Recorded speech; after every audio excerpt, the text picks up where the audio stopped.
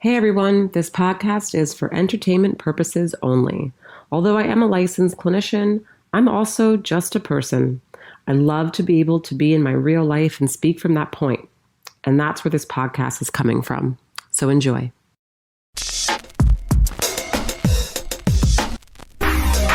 Searching for truth, looking for answers. There must be a way to another day.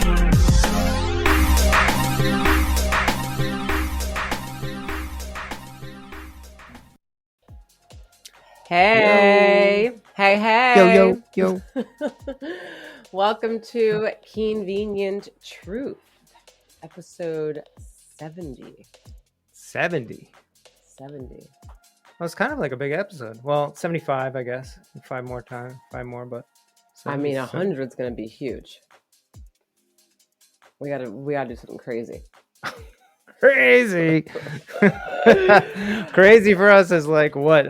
Do it outside or something? Right, exactly. You know what I was thinking about? I was sitting here. I don't know if you can see, but on my forehead right there, there's like a black, kind of like it looks like black right there. I've always seen that. Okay. You've never seen that? No, I'm noticing it right now. So I always thought that it was like hair. So I'm always like this, like trying to push the hair out of my face. But right now, as I'm looking in the, How is this looking at possible? myself- You don't like look at yourself and I used to look at myself a lot. I used to be really vain. this morning you were doing your hair in the bathroom for like an hour. You didn't see it? No, but what's crazy is that I think that was from when I burned myself with a curling iron. See, so back in the day before you met me, I don't know if I was doing this when you met me, but I used to also shave my widow's peak. Did you know that? Yeah, I'm the one that got you to like not remember you had it shaved when we first met. Did I? Yeah, and I said just grow it out. So I met you with no widow's peak. No widow's peak, no eyebrows, no nothing. And you still loved me. Gosh. What a winner. Yeah, so it's crazy though. The shit that I used to do when I was like single and dating people is wild. Like I used to literally wake up in the morning before they got out of bed to see my face and go to the bathroom, fix my eyebrows. You were doing that the first couple I was times doing we this met. still with you. Yeah, Yeah. this was what I was doing, you guys. Fix my eyebrow. Then I would sleep like this. Yep, like this, like that girl in Friday. Yeah, I would sleep like this because I couldn't mess up my eyebrows. Man, my eyebrows were so restricting. I couldn't do anything. Well, you still don't jump in the water or go jet skiing, all those things that you promised me once you get your eyebrows done, but you know, it is what it is. First of all, the reason why I don't go jet skiing and jump in the water is because we live in New England. And I don't care what anybody, I don't care if it's 85, 90 degrees out here. The water is still freezing cold. Okay? This is not Florida ocean. Plus, you're not like a boat person anyway. Not a boat person. I get sick. I want to throw up. It's a whole thing. Now, let's go back lies. to Tulum. Let's go back to Tulum, and I'll jump right into the cenote. Okay? Oh, you would? Oh, you did though? No, I didn't have my eyebrows on at the time. Oh, you just climbed down the ladder. I climbed down the ladder, but now I'm ready to go back and jump into that damn cenote. All right. Yeah, you gotta take me on vacation. Okay. So, what do you want to get into today? Oh, I don't know. I have been feeling like just I don't know, grateful this weekend, I guess. Hmm? Just for I've been doing this thing over the past couple of weeks of trying to be more present at like all times, especially times where I like think that I need to be like thinking about all these things that are coming or whatever. Yeah. I purposefully been forcing myself to just be here and look at the table and try not to like think of things and Like just focus on this is a table. Yeah, for like at least like a couple minutes. Right. Like just this, be like, here. I'm right. This is the table. That's Yeah. facts. That's all I know to be fact right now. Yeah, I mean, even that is like going into something else, and then your mind can go into whatever. It's more about like Well, just if you like, have OCD, you could be like, look at the table. you The know, table's oh here, look, but the fuck, scratch on look the at that table. scratch and Yeah, that smudge, and right. yeah. So I'm not even doing that. It's more about just Mindful. yeah, and I've being kind of like in nature and stuff too, like. So we went day camping yesterday with our friends. We go day camping. And I went to the bathroom, and the bathroom was like, you know, a little walks away. And like, I took that time to kind of just breathe and be there with like nature. Why don't you explain to the people what day camping is, just in case? Yeah. Day camping is a thing we made up because our friends love camping. Fucking love camping. And they go like every weekend in the summertime. It's crazy. And we also love the activities of camping, like, you know, fireplace, hanging out with friends, you know, doing whatever they do, you know, grilling and stuff like that, going to the lake. But like, we don't like the whole sleepover thing and being cold at night or whatever and smelling like a fire pit and all that other shit. Yep. So we hang out all day long, and we bring food, and they have food, and we do whatever, bring drinks, they get drinks, we're drinking, Lunch, doing dinner, whatever. right. And then we pack up and leave after dinner time.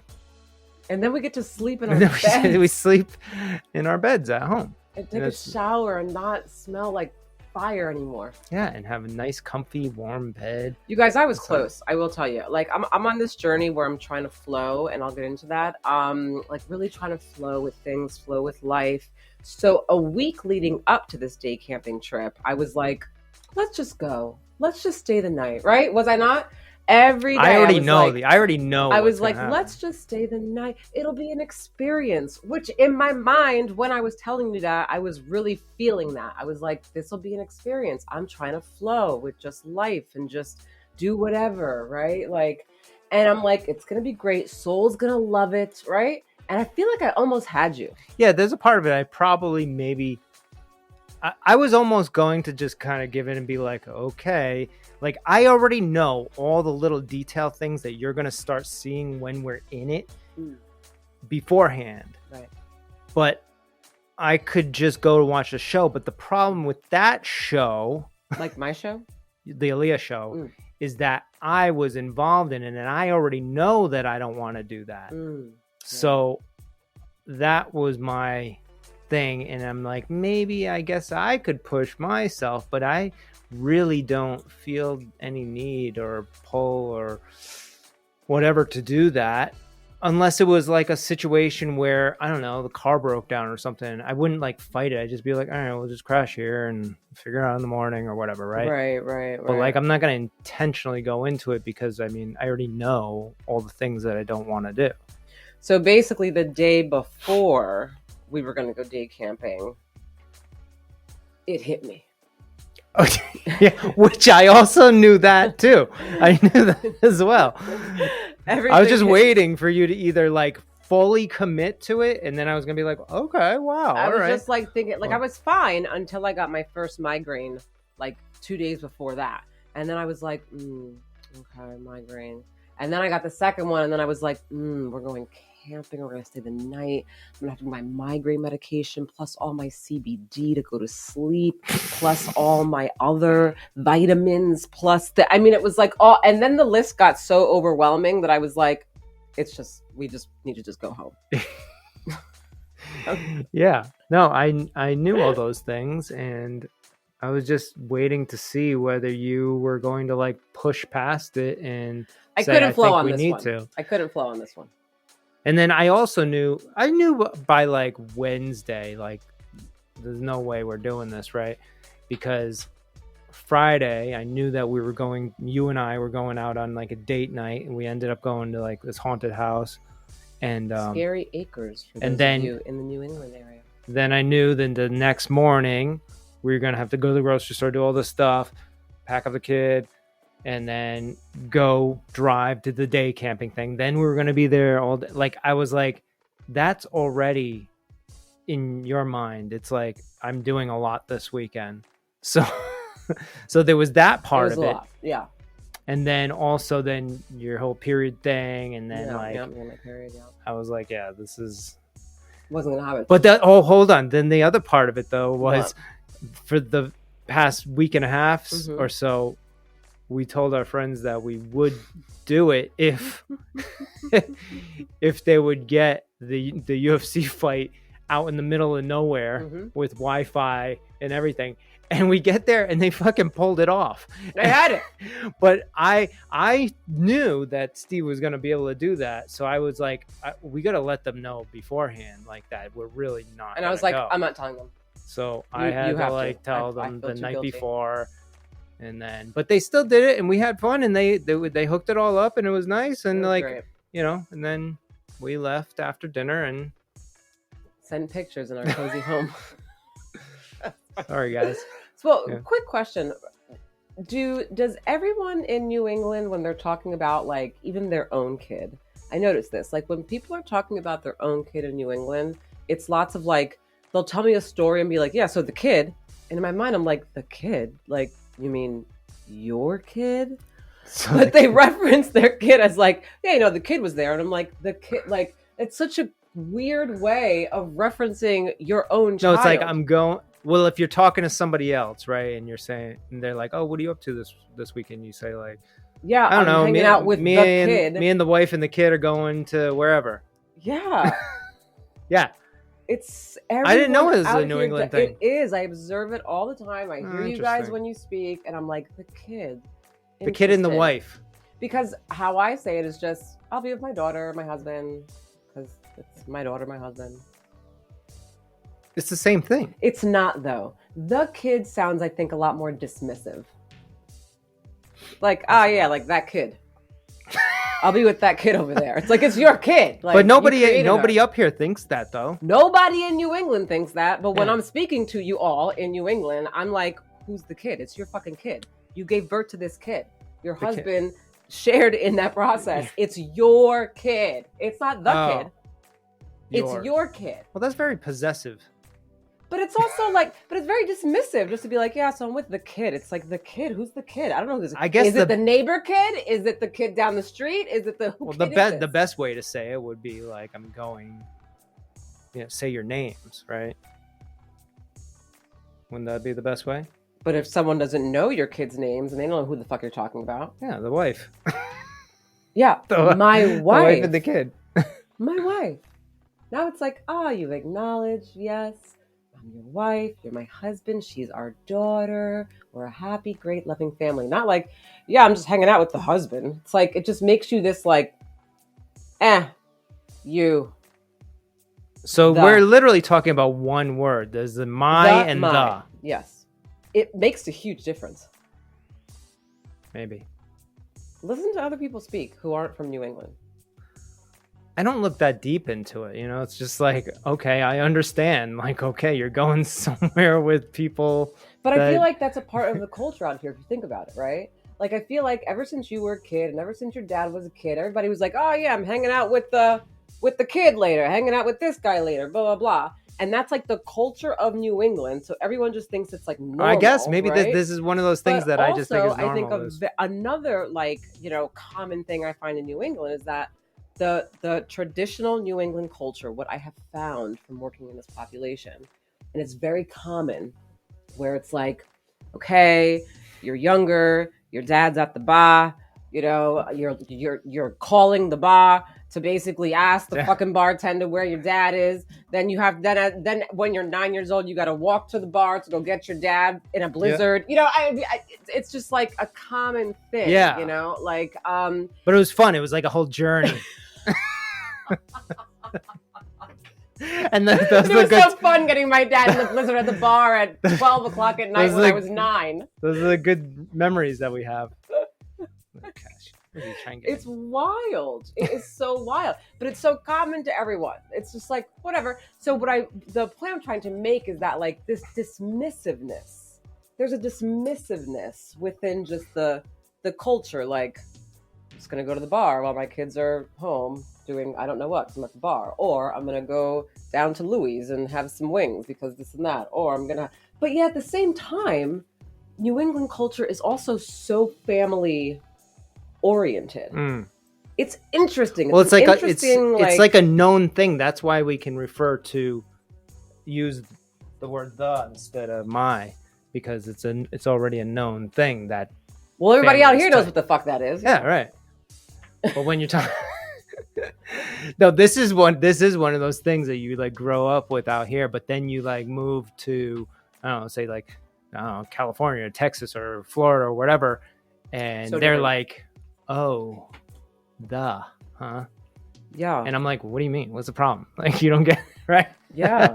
There were so many of those things when I originally, like, when I moved to Florida to go to school, like, People must have been looking at you like, what are you saying? probably, but I didn't even realize it. Like, there had to come like a moment. I think it was through David, probably because my friend David, he's like from the West Coast and I'm from the East Coast, and it's like a totally different vibe. And then we became roommates, and then he just was very honest with me and told me, Yeah, like that, like, you got to change this up. I was like, why are you doing that? Why are you saying that? Switch like it up. However, though, I will say I do kind of appreciate a good old-fashioned New England accent. Yeah, and a good New Englander is always fun at a party. A good New Englander is always fun at a fucking party. Yeah. At a party. You will Fucking know party. he is from or she is from New England. And they always got fucking stories to tell. Always got stories. Right? About Remember the picking fucking- up your dad at the fucking bar. Remember? Oh, yeah, and you're like, I can get my dad at the bar, too. Do you remember when my sister got an Uber and the Uber driver Oh, here? right. Oh my God, it was insane. So my sister got an Uber. It was like during Gatsby Day, which is like a big thing out here in Warwick, which now I'm really into. But anyway, she got an Uber driver, and the fucking guy, it's like she came back to us with his whole story. Well, she recorded the whole thing about his wife and like a about how video. the wife and this and that and this and how he can pick something off a clam cake. Damn, what the fuck did he say? Oh, it's like I could something about like a seagull could like I could talk a seagull off a clam plate, right? clam plate. I could talk a seagull off a clam plate. And And that was as just we're- like normal. He that was wasn't like normal. trying to like be jokey. He was just, No, like, he was being that. himself. But as Janika's sharing the story with you and John, right, who are two Rhode Islanders, you guys are laughing, but you're like, yeah, I could talk a seagull off a clam plate. Like we Like, totally understood what the guy was trying to say. Yeah, like how do you not understand what he's saying? You know. You know, my thing with that guy, I would have just been like, I mean, now I would have like noticed all those little things, but I think in the past I would have just been annoyed that he's talking so much. You know, not the details within the story. Well, especially in an Uber, because let's be honest, guys, I don't know about you, but like I don't like to talk while I'm in the Uber.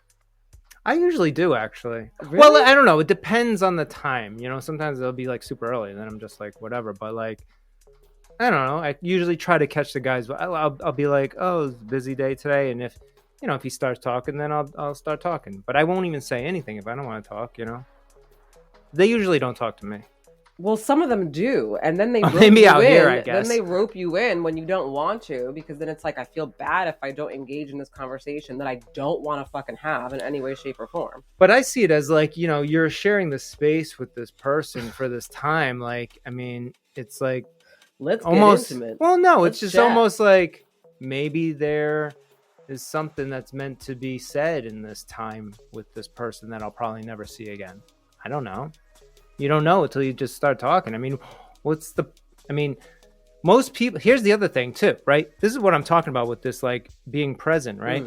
Most people who are sitting in the back of an Uber are not just sitting there being present and meditating. Their mind is elsewhere in their phone, like whatever pictures they're looking at. They're like, oh, this guy's doing this thing in California. So you're in this other world, which is also not present. You might as well, like, you're better off for your own mental health's sake having a conversation with a real person in front of you. Though, like, see, for me, when I'm in an Uber, I'll look at my phone for a second, but because I get nauseous, I don't look at my phone in an Uber or any car. You know that. Right. So for what do you me, do? I sit and I look out the window of where I'm driving because I like to look at like houses or like just the area, and I have a photographic memory.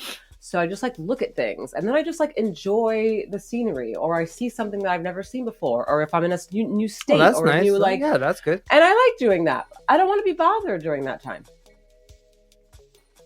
Just tell them. I don't think I could do that. I don't know Be like, what I was to- actually just trying to just look out the window, sir. So can you give me a moment? You know, I don't know. That's just not. It's just better just to just have the conversation. Because I will say though, when I do have the conversations, they end up actually being pretty cool. Like when I Yeah. was in Arizona and I learned about all the gang violence out there from my Uber driver. Yeah. When my anxiety was at its peak, and then I thought that they were gonna come in to my hotel and fucking get the place. Oh my god. Yeah.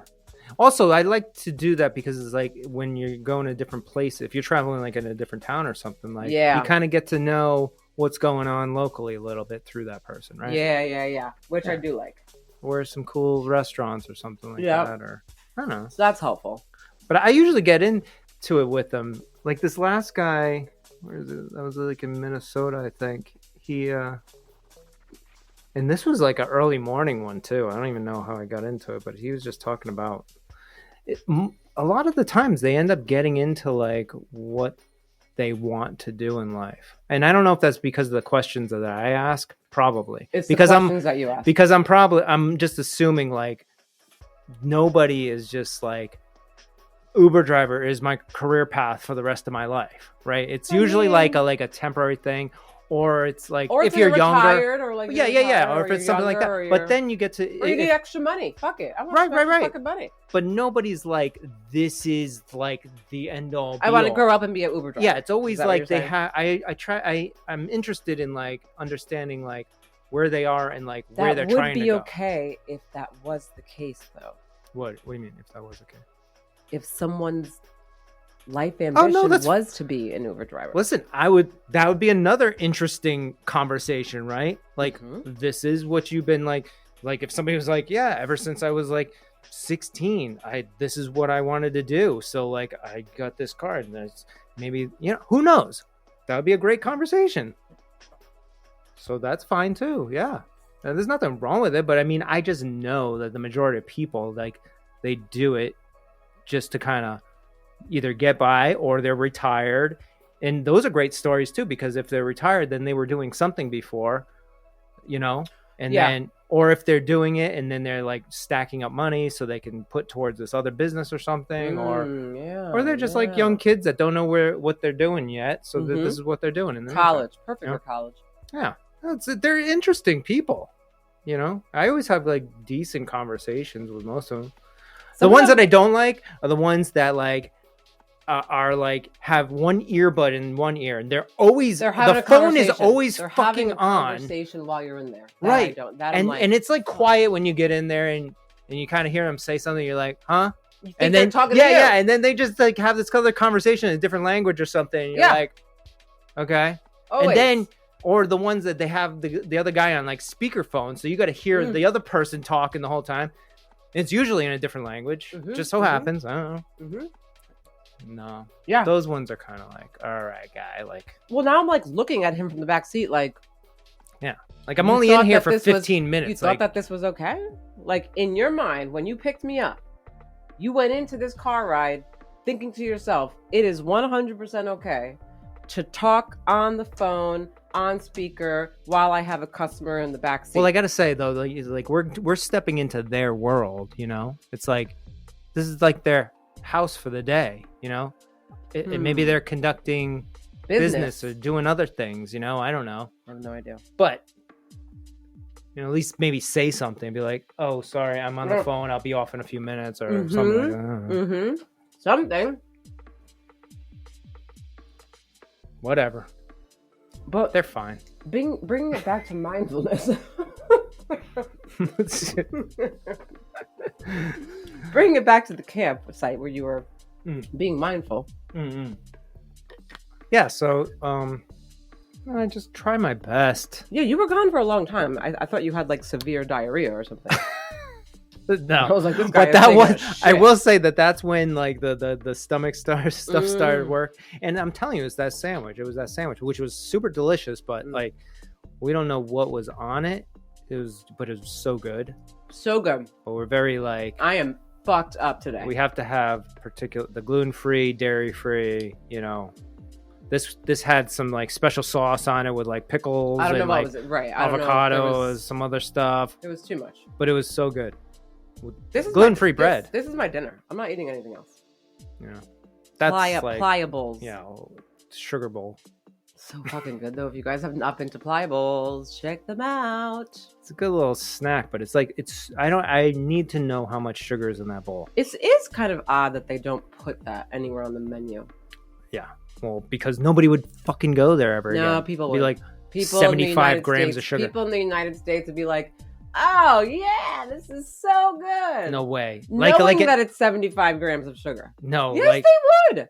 No, because it's the United States. We're like programmed. Everyone's programmed to be like, "Oh, 25 grams of sugar, no big deal." But if it said it right on it, people would still eat it. Not as many, I think. I think there would be people that would avoid. Just like a Dunkin' Donuts coffee has like whatever, people know how much sugar's in that 50 grams of sugar. I think they know it, but it's not on it. So like they're like, oh, that's hearsay, you know? I don't know. Listen, I don't know what they think. Those damn energy drinks, you know the fucking organic ones that I bought? Yeah. From Whole Foods, right? And they have different flavors, right? Yeah. So I've been getting the all white one because it only has 6 grams of sugar. I decided to get wild and get the passion fruit one. I checked the like sugar. 23 grams or something. Joe, I checked the sugar in the back of it. 29 grams of sugar. I fucking lost my mind. Now I can't drink it. Yeah. Now I can't drink it. Like some of those like organic, fresh pressed, like whatever juices, like they'll have high levels of sugar, which is still no good for you, but at least in that form, if it's like cold pressed, you know, you still kind of got some of like some of the fibrousness, which, and the sugar that's in there is attached to like a fiber molecule, so your body knows what to do with it. It takes time to break down, but it's that's why like these like fake sugars, they're just straight sugars, and your body doesn't know what to do with it, so it just stores it as fat. Also, I meant to send you stuff, but since Instagram sucks and they fucking canceled everything about you on there, I can't send you anything. But I was going to send you this whole thing from like Dave Asprey. Do you follow him? Yeah. Anyway, he posted something about how, and it's like a real thing, and he talked about it, how too much water. So this girl actually died from drinking like too much water, but the thing about it is that the water didn't have any, like, there was no minerals in the water, right? Nothing, so it was just like regular, like, tap water, that is? Or what kind of water? No, it's the same water that we drink, which is like, we have a gravity fed filter, right, which it filters out everything, even like fluoride, the smallest particles, right? Now the reason why is probably because that woman probably didn't have like a variety of diet, really. She may have had like a very limited diet, right? So which she wasn't getting enough. Yeah, so most people get minerals, all the minerals that they need throughout just eating different foods, right, like spinaches and vegetables and whatever you eat, you know, your meats and stuff like that. So you don't necessarily need it in your water. But if you have a super limited diet and then you're drinking water with no minerals in it, then yeah, I mean, yeah, you're missing some serious stuff that you need. People need to know that. It was wild when I read that. I was like, Jesus. But of course the headline is just like, woman dies of drinking too much water. I mean, she's probably I mean, she's probably like the only person in history, you know, maybe a handful. Interesting. Yeah, I mean, listen, I pay attention to that too, and then that's why I think, like, you know, with our daughter too, because she doesn't. Not the daughter.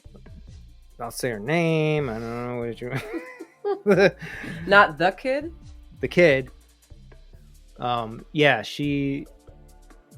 You know, she's getting a little limited on her vegetable intake, and we drink that type of water, you know, so that's why I'm always like, I'm like put trace minerals in her water sometimes, or I put like I'll do zinc or whatever.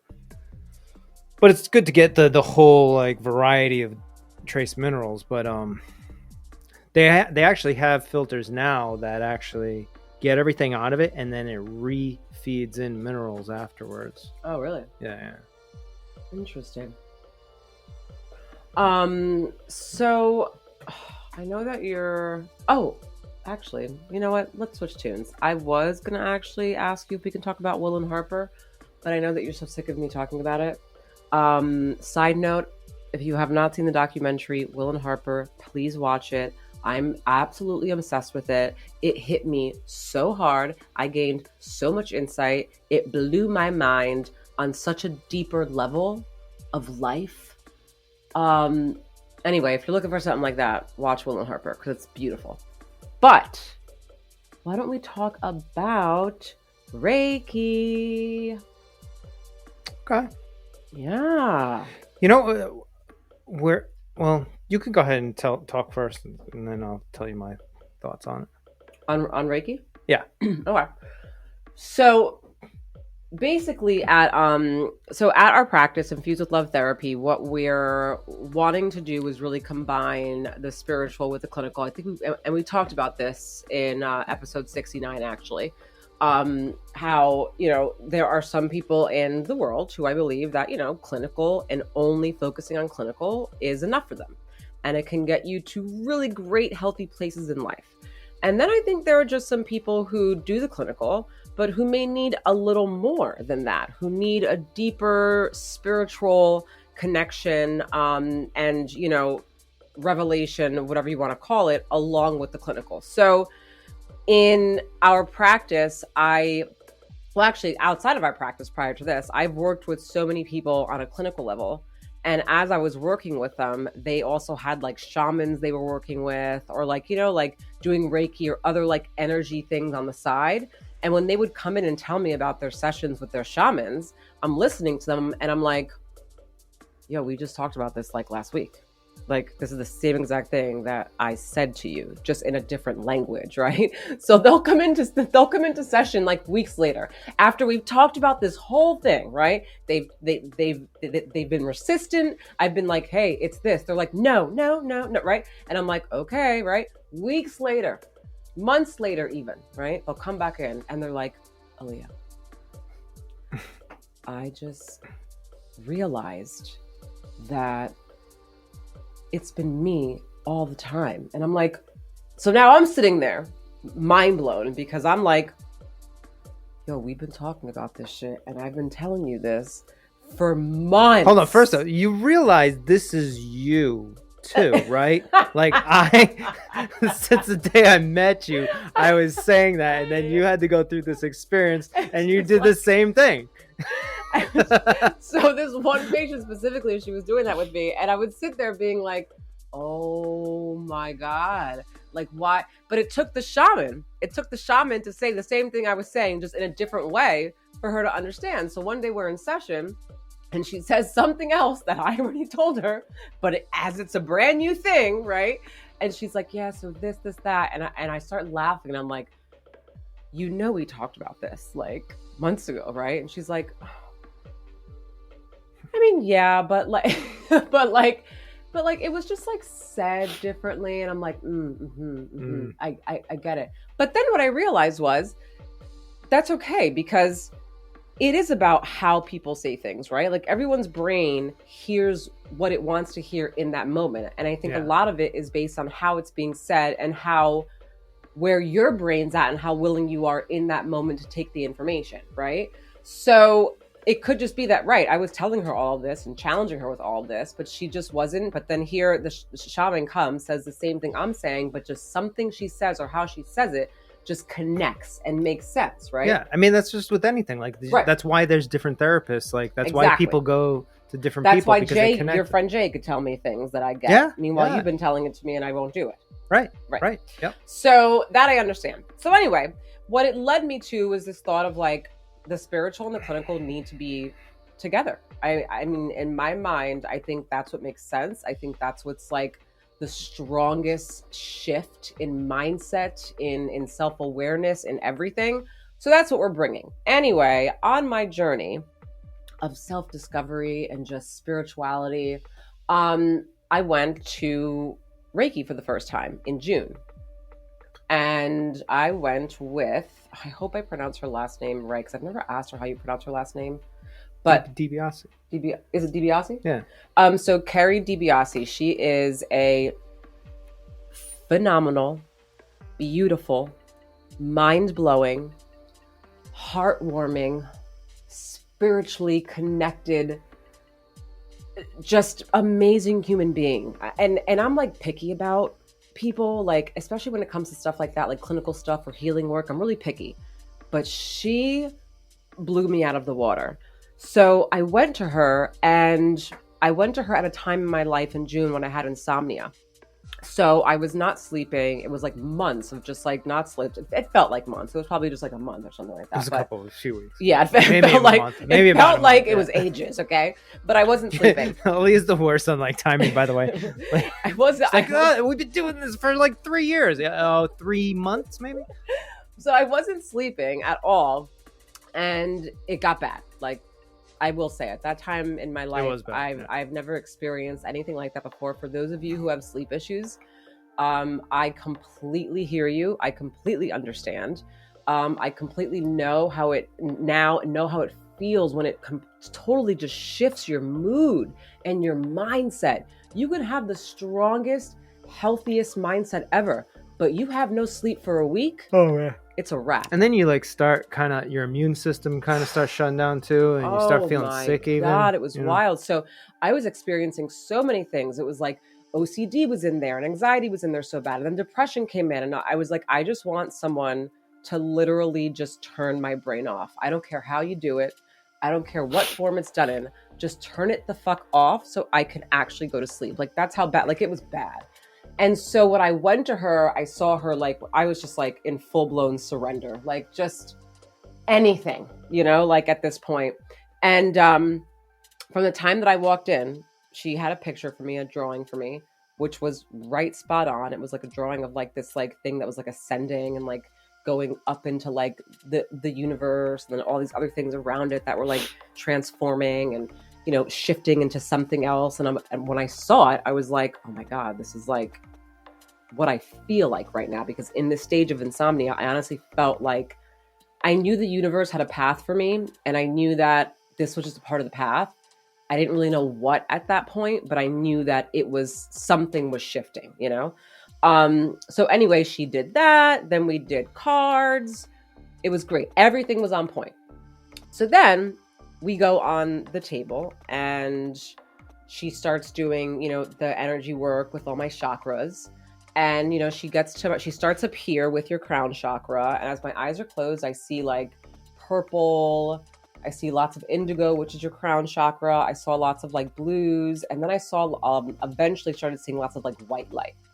So after that, I then actually start seeing a very, very, very vivid image of my 10-year-old self talking to my adult self. But like I saw her face, just her eyes were just staring right into my eyes. And it was as though she was right in front of me. And all she kept saying to me was, "Mommy always loved us." And for those of you who have listened to season 1 of Convenient Truth, back in season 1, my relationship with my mother was very iffy. And I have had a very iffy relationship with her for quite some time up until recently. It's been a roller coaster ride, Up until season 4. Up until season 4, guys. So it really there's been a lot there. So when I saw that and I felt the little girl version of me saying like, "Mommy always loved us," I freaking lose it. Now I'm on the table. I start sobbing. I'm like shaking almost. Carrie is like, "Do you want to move on?" And because I'm like, this is the best thing ever. Yes, let's move on. I want to grow and I want to learn. So fuck yeah. So she keeps going. But after that happened, I then start getting memories that I have not had. Because please understand, anyone who's been through trauma or any kind of traumatic situation, understand that your brain will literally create narratives about how things may have gone in your life. Your brain will also suppress information and suppress memories as though they never even happened. So for literally my whole life, I've been under the assumption and the idea that my mom was never there. In my mind, my memories were only negative memories. It was only that she left and she was never around. And when the memory started coming in this Reiki session, it took me to a specific memory when I was like in my old house as a kid where I had a dance and my mom was there trying to fix my hair. But what was I doing? I was so irritated with her being there, and I didn't want her to be there. So I was like being an asshole teenager kid, and I was pushing her away, but she was there. Then it took me to another memory of like us at like a family thing. My mom was there. Again, I was irritated and I didn't want to talk to her at that time, but she was there. So all these memories start piling up, and it hit me like a fucking huge revelation of like, oh my God, my mom has actually been there the whole time. Like, yeah, like she left, and the way she left wasn't the best because of her mental state at the time. And I understand that now. But she did not leave, Aaliyah. Okay? Like, Esther DeLerme was still very much in my life and showed up many fucking times in my life. But my brain did not want to remember that consciously. Still to this day, even. No, now. Continues to show No. up. Well, no. Now, ever since the Reiki session, memories have been coming. Yeah. And I've been telling you, even my last Reiki session, it's like things become more and more clear every day that she was there the whole time, right? So anyway, I have this huge thing. I'm like, oh my God, this is amazing. Then after those memories, my grandmother tried to come through. She was telling me that my grandmother was coming through, but then there was a guy that was kind of pushing her away. And then he wanted to come through instead. Come to find out, it was my grandfather, who's my mother's my mother's dad. And he told Carrie to tell me fishing. And I'm sitting there, I'm like, fishing. What's fishing? I'm like, I don't ever remember going fishing with him. But granted, they passed away when I was like 17, so that's a long time ago. But I couldn't think of it. And then it hits me. Literally the day before my Reiki session, which was a Sunday, my husband, my father, and our daughter, our daughter, right, go fishing together. And when that hit me, I said to Carrie, I was like, oh my God, my family, they all just went fishing yesterday. And she was like, yeah, she was like, that's his way of basically telling you that he was there, that he knows your husband, he knows your daughter, he's always with your dad. My grandfather was obsessed with my father. And I think he's telling you that you need to come fishing with us. Yeah, well, so then I start crying even more because I'm like, the last time I thought about my grandfather, unfortunately, because they passed away so long ago, has been, oh my God, like so long. So when that hit me, ever since then, I've been having all these memories now that I didn't have of like my grandfather and how close we were and all these things, So then come to find out after now this session, now I'm processing for like months, right? And I'm having a conversation with my aunt, and she tells me actually that my grandfather was always in the back seat. My grandmother was the one that we all focused on. That was it. That was like the face of the family, like grandma. She was it. And grandpa was just kind of like always here on his couch, on his little chair that he sits in, just kind of, paying for everything. Right. Probably. We would go there and be like, hey, grandpa, but like grandma was it. Right. So when he actually pushed my grandmother aside during the Reiki thing and was like, nah, bitch, like I'm trying to speak to my granddaughter. It made sense when she told me that because I'm like, oh my God, of course. He's like, enough with you. Like you've been in the limelight for all this time. Like, let me speak to my granddaughter. So it was just such an amazing thing. So I've been doing that. I go like once a month, and it has literally shifted. Like the clinical was always there, right? Like I've done a lot of clinical work, and it helped me with so much insight and to make so many connections and process a lot of stuff. But for me personally, I needed something like way deeper and intense, and the Reiki really provided me with that. So I have now sent patients there to her. I have sent friends to her. My friends are sending their friends now.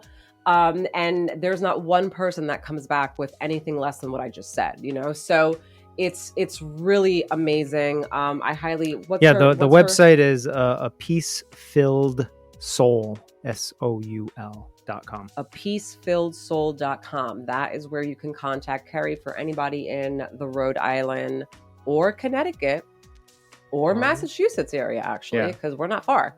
I highly suggest if you're looking for something spiritual, something energy, something really like introspective. Maybe we can get her on here too. Oh, we're definitely getting Carrie on here. Yeah, that's without a doubt. But yeah, I would highly check her out. She's amazing.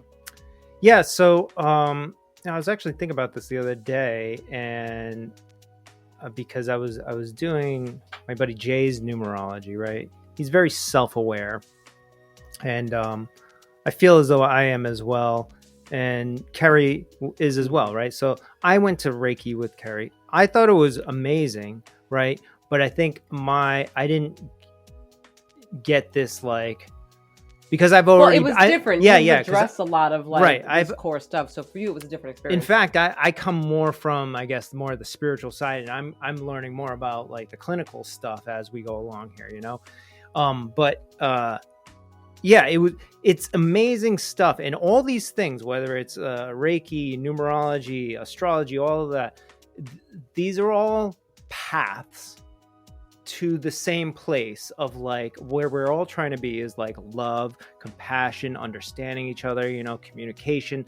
That's where we're all trying to get to. But there's a million different paths. There's yoga, there's whatever, there's meditation, there's all kinds of different ways to get to the same place. Right. And going back to your point of you're a patient, hearing the shaman instead of you. It's like everybody is tuned in to one of those paths, and you just have to find which one you're most comfortable with and which one speaks to you, and we can all get to the same place through different methods. Right. But what I realized was if you are somebody that is already spiritual and already very self-aware, when you do a numerology or a Reiki even, it's all that. I don't mean to say all it is. What it is more of a confirmation of what you've been pursuing or doing for however many years or whatever, and then it's it gives you more push support and push towards where you're on the right path. Yeah. Keep it going. Don't give up on yourself. Right. That's kind of what you get, and it's not so much like a mind-blowing thing, but it's a calming almost of okay, this too. All right, so we're on the same page. We're going. But I think also though, for the Reiki, for anyone who let's say is already kind of has that spiritual connection with themselves and the universe, because Reiki is also energy work. No matter how aware or insightful you are, our chakras at times get blocked. Right. And what happens is sometimes in life we feel stuck, whether it just be with work or something of that sort. And it really may not be anything else other than the fact that your energy is not lining up. Things are not syncing. Something's blocked, whether it's your crown chakra or your throat chakra or your sacral. What is that? Sacral. Yeah. Oh my gosh, why am I blocking? Anyway, your root chakra, whatever it is, right? You guys know. Those need to be unblocked so that energy can flow. If they're blocked, then the energy is not flowing throughout your body. And then once that opens, then you start to kind of feel a shift in your life. So really, it's really, I'm not really liking the way that you describe the chakras. You're calling them when they're really yours. They're your chakras. Just saying. No, see, everybody has chakras, though. Yeah, they're mine. Everybody in the world has chakra. Not the chakra. Not everybody in the world has children, okay? So this is, or a husband or a spouse or whatever. So this is different, okay? Anyway, so what I'm saying is definitely, I mean, there's huge value in all these things, And so even if you are already very self-aware or spiritual, you can definitely benefit from any one of these things, because most likely if you haven't gone down all of the avenues, there are things you can learn from each avenue in a different way, right? In fact, Carrie came and did her numerology with me, right? And it was a very same thing, because she's the same type of person. It was a very confirming moment. She felt very confident moving forward, right? So it's definitely a what's it called? A confidence building and just a motivating thing, even if you're self-aware. I think the confirmation is great too, because how many times in life have we been faced in situations where we're on a path, right? And we have, this thing in our mind that we're going to be doing, but we're kind of doubting it a little bit. You're I don't know, what if it doesn't work or this or that, So to have that is at least oh, like a breath of fresh air of like, okay, this is good. Yeah, definitely. That's what numerology was for me. And I'm so like analytical. Like I needed all the details. And I think numerology really kind of like lays it out for you. And that whereas like Reiki is kind of a more of a just like an energy, and you kind of just things just shift without words even, you know. But yeah, man, you kind of need to dabble in all of them to find out which one really works connects for you. with you know. Absolutely. And then the clinical side, the talk therapy and stuff, that is, I mean, everybody can obviously resonate with that on this, like, you know, plane on Earth as a human being physically, you know. And wait, what do you mean? well, I'm just saying, like, you know, just like the spiritual aspects of doing all these other things, like that's like that's obviously one part of it. And then the talk therapy is another avenue that it seems like everybody can relate to. Like, oh, you know, that's always what the first thing that somebody's going to be like, oh, you need to go to therapy or whatever. Right. Versus something. Yeah. Right. So like everybody can understand that and relate to it. So that's like one thing. And then there's all these other spiritual things. But and then there's with the clinical side, there's EMDR. There's like, you know, I guess what else is there? There's other clinical. Oh, I mean, EMDR, psychedelic assisted therapy, rapid resolution therapy. These are all different techniques that you can use, you know? But, oh man, I was going to say something about that. I hate when that happens. It's happening more as I get older, as I'm approaching 43. This guy. Oh, you guys see Cash? This guy keeps coming over to say hi to me. Hi. Okay. See you later. He is so great. Why isn't he doing that to you? I don't know. For those of you who know about Euro, who was our first big boy mastiff baby that we had, and I'm sure you've seen him in our season 1 episodes, this is Euro reincarnated, actually. Euro came back to us. He found us through a half pug, half terrier, and a little bit of cocker spaniel. I don't. Yes, you do. They're the same dog. Looks like a baby Rottweiler. He's a baby. So yeah. Anyways, all right. Yeah. I forgot what I was going to say. So. Oh. Yeah. No. So I mean, things have been. We've been on these paths, and they take time sometimes, you know. And I guess the moral of the episode is that, you know, find your way, because the spiritual side of things is definitely a thing. It's not like hokey. It's a part of the puzzle, right? So when you are ready and when you get to that point, you should start seeking out some of these other avenues, even if it's just whichever one pulls you the most, you know, go try that out. And then maybe if you do that a few times, you feel comfortable with that, try some other things, you know? I was going to talk about spiritual bypass. So I was going to say that I think it's quite common, like you were saying, that when people are trying to maybe gain more insight into themselves, there's something going on, the first thought is, I'll go to therapy, right? I think that's pretty common.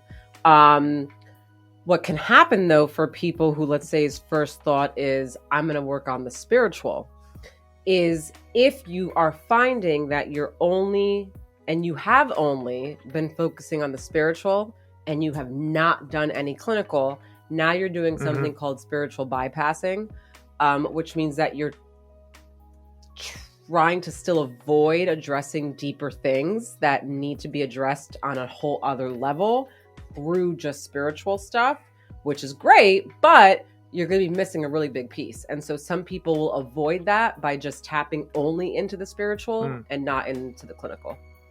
And the same for vice versa, too. Which I Right. think you're now experiencing, right? Like understanding that. Right. The only reason why I make that way more of a focus is because I think that in general, I think that there are some people, maybe I'm sure in this world, that don't really think or care about the spiritual piece. They were never learned. No one ever taught them. They don't know. They don't, you know. So their mindset to it is very like blocked off anyway. You know, so for them, they could probably have clinical for the rest of their lives and be, you know, like, okay, it'll get you to a good point, you know, like, but they're just gonna be like, no, I'm fine, like everything's fine, I'm cool, and they may not really feel the urgency to be on a deeper level, Or yeah, I guess. I mean, I personally think you need both. You have to have. I think that you have to have both to really be a complete, fulfilled person at some point in your life. I mean, I think what happens with those people that just go down the clinical path all their life, and then they kind of they're like, okay, we're good, and even you would be like, yeah, okay, we'll see you later. As that person continues on through life, at some point, everybody gets to this point, whether it's like on their deathbed or prior to that. Usually on the deathbed, they start getting more spiritual. They start talking to God. They start thinking about the other side. They start getting fearful of the other side because that's where they're going. They're going over there, right? And if you haven't put any thought into an alternative to what our eyes see and our nose smells and our hands touch for all your life, then it's going to be a scary moment, right? Moving into there. And everybody goes through that. So you're better off trying to start to tap into that a little bit when you can actually cognitively think about it and you are physically able to go see Reiki or whoever, instead of doing that days before you die, because that's a scary thing then, Yeah. I mean, that's my opinion, but everybody's going to live how they're going to live, and that's their path, right. And that's how they're supposed to figure things out, I guess, and right. It is what it is. But I think it's a 50-50 thing. You need it all to really understand what we're doing here on Earth. I feel like if you just get the clinical side, okay, yeah, on this physical plane, where we are, going to work every day, functioning, communicating with people, all these things that we just do here, everything we see and touch and whatever, yeah, great. But what about the rest of it, the other 50% that we can't see or touch or hear or whatever, but is there? A lot of people we're just kind of coming into that now as a culture, that's even okay to have a podcast and talk about this shit. Freaking 15-20 years ago, it was hokey, right. What are you talking about, bro? You're just saying ghosts are real? No. Well, no, it's just either you know yourself and know that this is not just it, we are energy, or you don't. I don't know. This is just my opinion. Yeah. And absolutely. We will just keep going, and I don't know. I just running on a little rant there, but I feel strongly about it. Yeah. That's good to feel passionate about something. Yeah. I think it's because I died on shrooms, but that's why. That's another, yeah. That could be another reason. Yeah. I was talking to a buddy of mine the other day, and he was talking to me about DMT and how it's so, because if anybody doesn't know what DMT is, it's we produce it in our brains. All animals, plants, and whatever all produce it at very small levels, and they say that it's actually really the highest doses in your body are when just before you die. So but then when you take DMT, as if you smoke it, before you even inhale it, you're literally just come out of your body. You're shifting over to another dimension. Everything looks disclaimer real. We're not saying to go smoke DMT. No, not on saying your own. I'm just talking about an experience that a friend had, so I thought it was interesting. Where he's yeah, you're just kind of outside. You're here, but you're not here. It's everything is and it's quick, totally and fast, yeah, right? It's a 10-minute thing, and you're there. He said that world felt more real than this world. Now that's bizarre, right? Yeah, right. And he also said that the entities or whatever that are there, he went there a couple times, and they were you're not supposed to be here anymore. Don't come back here. And you've been here too many times. Chill. Go. Right. You're not supposed to be here until a long time from now, basically. Yeah.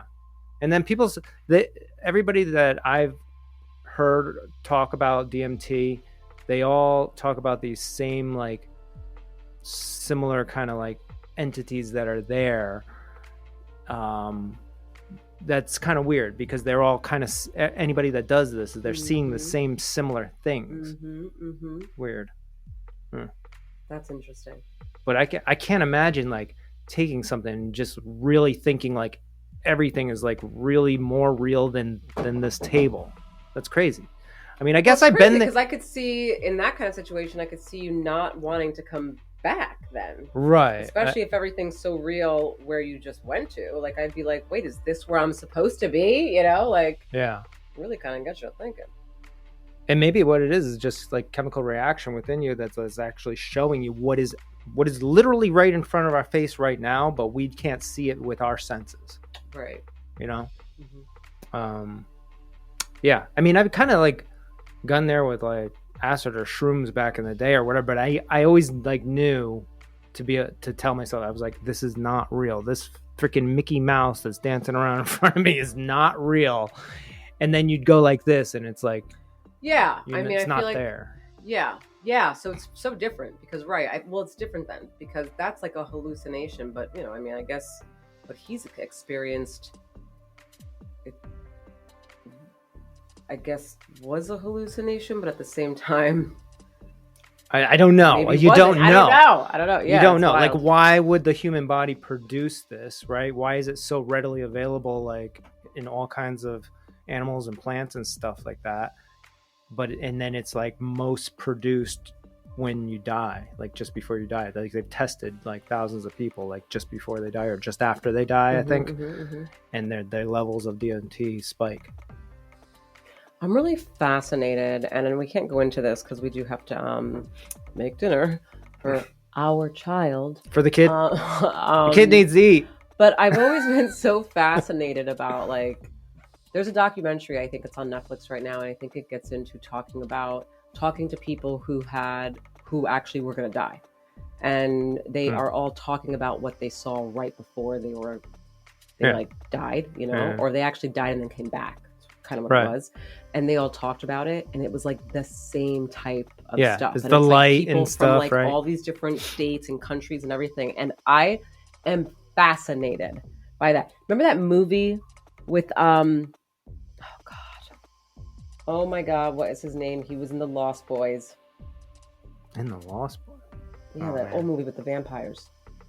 Kiefer Sutherland. It was with Kiefer Sutherland, and they were like basically like they were like basically killing each other.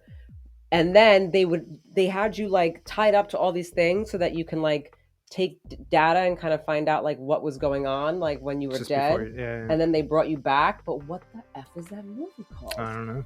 Oh, it was so good. Old movie, I think like 90s.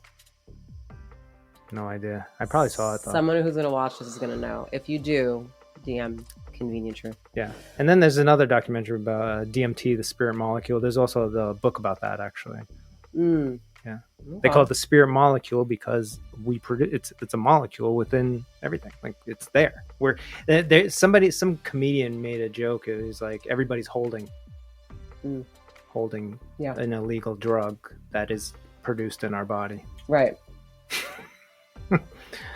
But it's interesting to think about because if you think about like where we've come in the past, maybe even just 20 years, when you're talking about like the spiritual side of things, and like I said before, how it's like more open now and more people have experienced these types of things, right?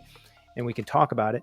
Like maybe these things that my friend saw is like it's just a deeper level of what this spiritual side that everybody is starting to be congruent about that like exists and is helping us like manifest on this earth, you know? Yeah.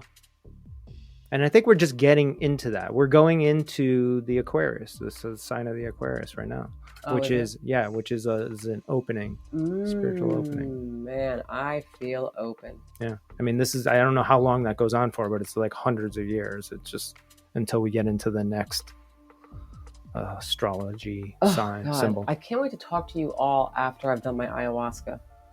Jeez, I I can't wait either. I just can't. I'm just sitting around waiting for this. I'm like, it's this is just gonna be like, are you speaking to two different people? You know, like, did I just completely change? yeah. I'm psyched. Yeah, I mean, but like you made a point before, is like there is a balance though. Like you can go too far over that side and then want to just live there. And these are those people that probably from high school that again they're spiritually bypassing. Yeah, continued to do acid beyond the time when they should have been. Maybe they should have eased off a little bit and started doing things like having families or whatever. And then again, the clinical world diagnoses them as like, I don't know, schizophrenic, when it's like, are they schizophrenic, or did they just do a shitload of acid? Maybe they spent too much time over there. Just like people that spend too much time. Substance induced. Yeah, okay. Yeah, all right. Just like people that spend too much time like here, like stressing about like making money and whatever. It's almost the same thing, but that's like, it's like accepted. Right. But you need a balance, because I think what we're doing is we're pulling thoughts and energy and other things from I don't know where. I won't tell you that I know, but there's energy in the universe, and some of us, actually all of us, are connected to it, but some of us more so than others. But you bring that down, and then we manifest on this earth, and maybe that's what we're really meant to be doing here. Just, this is part of the experience of the universe. And maybe through time, we all get to be everything, because we are all everything. What's that noise? Is that your laptop? That's the amazing background music that I have here. No, that's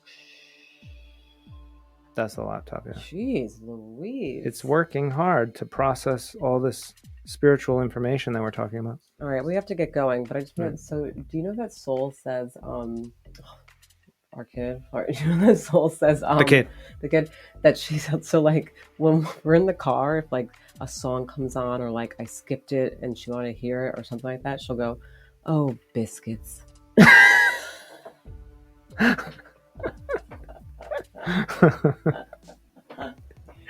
Everybody's like, you guys are fucking nerds. No one else. Don't like parents think that's funny. Anybody who's watching this that doesn't have kids, they're like, they just shut it off right now. Oh, biscuits! Come on. Fucking funniest thing. A 4.5-year-old saying that, and they like really mean it too. All right. Okay. Anyway, that's 2 weeks in a row.